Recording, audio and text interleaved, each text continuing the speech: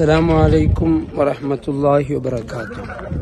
ഞാനിപ്പോൾ നിൽക്കുന്നത് പരിശുദ്ധമായ തുവാ താഴ്വരയുടെ താഴ്ഭാഗത്താണ്.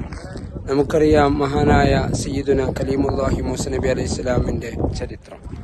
മൂസ നബി അലൈഹിസ്സലാമും 70ഓളം വരുന്ന ബനു ഇസ്രായേലുകാരും അള്ളാഹുവിനെ കാണാൻ വേണ്ടി പോയ സ്ഥലമാണ് ഈ കാണുന്നത്. ഈ ഭാഗത്ത് വെച്ചുകൊണ്ടാണ് അള്ളാഹുവിൻ്റെ കൽപ്പന ഉണ്ടായത് മൂസ നബി അലൈഹിസ്സലാമിനോട് ചെരുപ്പൂരാൻ വേണ്ടി പറഞ്ഞത്.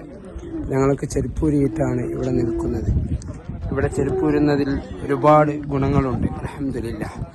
ഇപ്പോൾ ഞാൻ പറഞ്ഞു വരുന്നത്, ഇവിടെ വെച്ചുകൊണ്ടാണ് അള്ളാഹുവിനെ കാണാൻ വേണ്ടിയിട്ട് മൂസ നബി അലൈഹിസ്സലാം ഈ പർവ്വതത്തിന് മുകളിൽ കയറിയത്.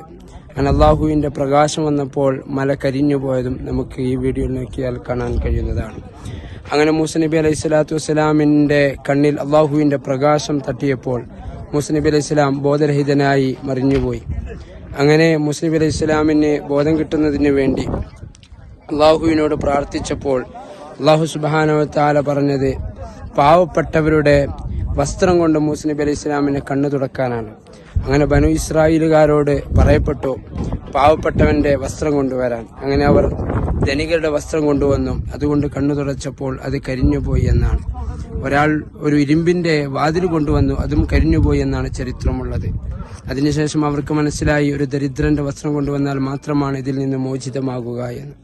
അങ്ങനെ ഒരു പാവപ്പെട്ടവന്റെ വസ്ത്രം കൊണ്ടുവരികയും മൂസ നബി അലൈഹി സ്വലാമിനെ കണ്ണു തുടക്കുകയും ചെയ്തപ്പോൾ കണ്ണിൽ നിന്ന് ആ അള്ളാഹുവിന്റെ പ്രകാശം നീങ്ങുകയും പഴയതുപോലെ തന്നെ കാഴ്ച ഉണ്ടാവുകയും ചെയ്തു. ആ സ്ഥലത്താണ് ഇപ്പോൾ ഞാൻ നിൽക്കുന്നത്. അല്ലാഹു സുബ്ഹാനഹു വ തആല ഇവിടെ വരാനും കാണാനും തൗഫീക്ക് നൽകട്ടെ. ആമീൻ യാ റബ്ബൽ ആലമീൻ.